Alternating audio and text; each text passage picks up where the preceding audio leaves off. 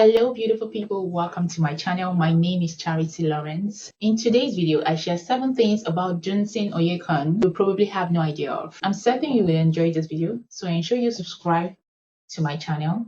And after this video, do well to check out other videos on my channel. Without further ado, let's get started. Dunsin Oyekan is a gospel minister. He's a songwriter, an instrumentalist, and a worshiper of God. People call him the Eagle because of the way God uses him during ministration. Dunsin is from Ogbomoso local government area in New York State, Nigeria.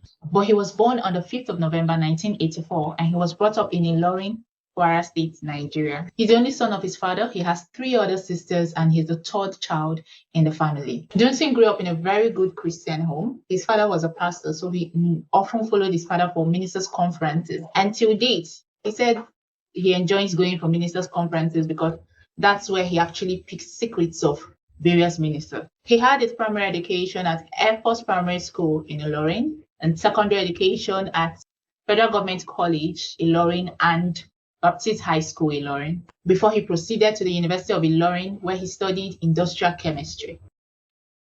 Dunsin said he never planned to be a gospel minister. It was not in his plan at all. He started out playing drums and guitar at a very young age. While he was in the university, he had always had this dream of becoming an oil mogul. He wanted to make so much money and use that money to promote the gospel of Jesus. In order for him to realize his dream, he worked his way into doing his National Youth Service at NMPC in Abuja. God had other plans for him. The first time he ever got on stage to sing, people pushed him into doing it. But as God would have it, he somehow became the music director of Avalanche Choir at Koza in Abuja. And from then on, the rest was history. He released his first album in 2016 and has released several other albums since then. For those of you that do not know, NNPC stands for Nigeria National Petroleum Corporation. They're the body in charge of Nigeria's oil and gas reserves. And Koza is a short form of Commonwealth of Zion Assembly, which is one of the biggest churches in Nigeria. And it is being led by Pastor Biodun Fatonyibo.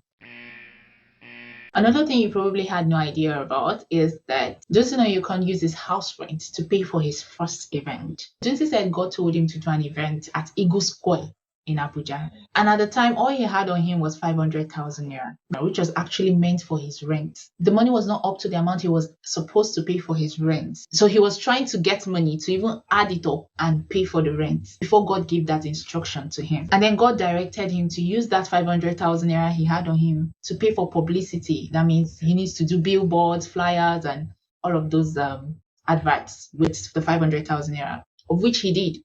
So he had no money on him again. And he was supposed to do an event at Eagle Square, which cost around 2.9 million naira at the time. But he had no choice. He had to obey God's voice. So he started out in faith. He paid for the publicity with the 500,000 naira he had.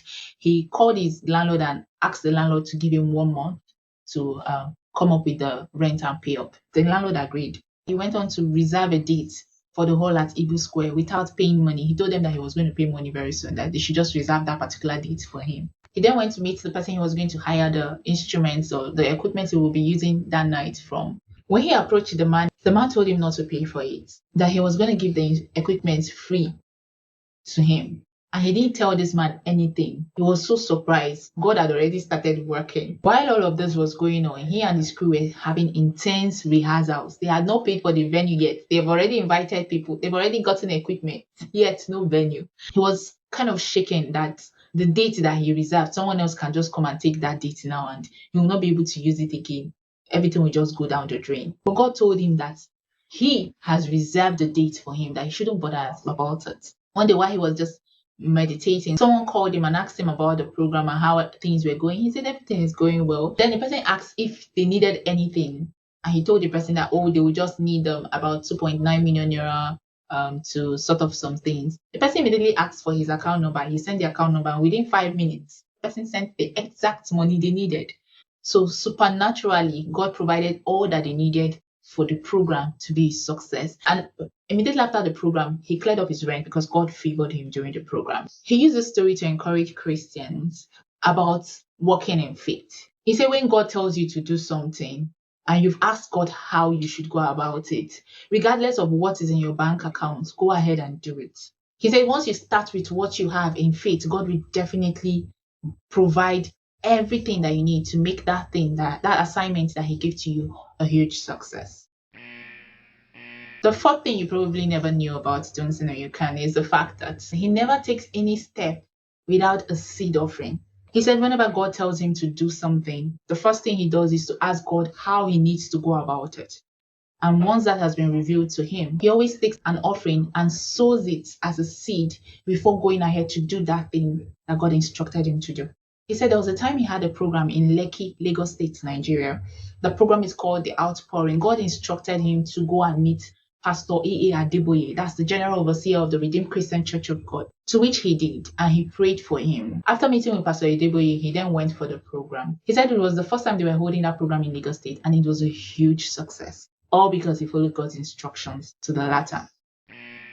The fifth thing you probably never knew about Dunsin Oyekan is the fact that he never goes to God for songs. No, he doesn't. He just worships God and spends time in his presence, and God gives him a well. He said sounds are a product of what happens in the place of worship.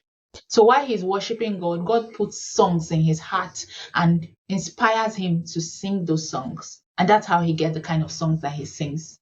He also said he has a document on his phone that he titled the I Am Statement. So he wrote down all the things that God has promised him in that particular document.